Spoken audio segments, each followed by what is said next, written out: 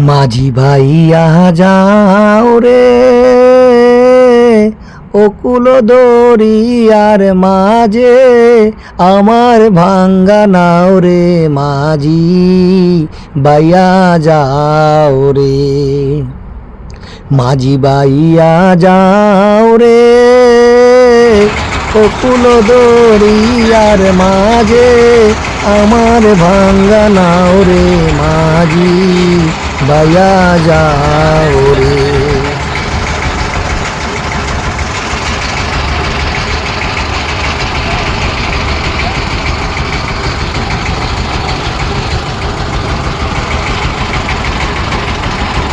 গিয়েছিলাম ইলিশের রাজ্যে, ইলিশ খাবো এবং আনন্দ করব, ঘুরবো, সবই হয়েছে, কিন্তু ইলিশের রাজ্যে গিয়ে ইলিশে দেখলাম আর এই পানির স্রোত দেখে তিন মোহনায় বেশে প্রায় সকাল সময়টা অনেকক্ষণ কাটিয়েছি।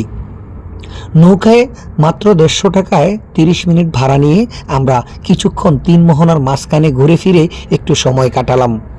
তবে বিশাল খান এবং আমি আমাদের এই সময়টা বেশ সুন্দর করে উপভোগ করেছি। সত্যিকার অর্থে আমরা যেই জিনিসটা আসলে আমাদের বলতেও অনেক সময় লজ্জা হয়, আমাদের দেশের সম্পদ ইলিশ, কিন্তু সাধারণ মানুষ কিভাবে খাবে?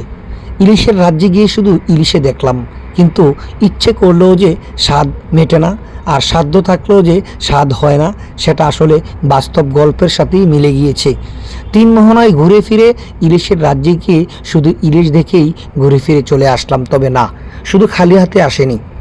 বর্তমানের জনপ্রিয় কন্টেন্ট ক্রিয়েটর, কুমিল্লার সন্তান, কোরিয়া প্রবাসী নাইম এলি, সবাই চিনেন, সেই ভাইয়ার জন্য একটি অর্ডার ছিল। ভাইয়ার জন্য কিছু ইলিশ নিয়ে এসেছি, তাও শুনলে আপনারা হয়তো অবাক হয়ে যাবেন। 3000 টাকা করে কেজি হলে সাধারণ মানুষ কিভাবে ইলিশ খাবে? তবে হ্যাঁ, আসলেই তারপরেও তো ইলিশের স্বাদ, কারণ আমাদের জাতীয় মাছ ইলিশ, তাই একটু ইলিশের শহরে ঘুরে ফিরে আনন্দ করেছি।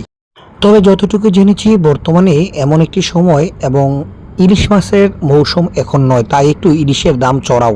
তারপরেও যারা খাচ্ছেন এবং যারা খাওয়ার শখ হয় তারা আসলেই খেতেই পারেন, আর যারা অভাবী কিংবা সাধারণ মানুষ তাদের তো মোটেও সম্ভব না। তবে যাই হোক, ইলিশের রাজ্যে যেহেতু গিয়েছি, আপনাদের সঙ্গে সেই ইলিশের শহর থেকে সুন্দর একটি ভিডিও দিলাম। সবার ভালো লাগলে লাইক এবং শেয়ার করবেন।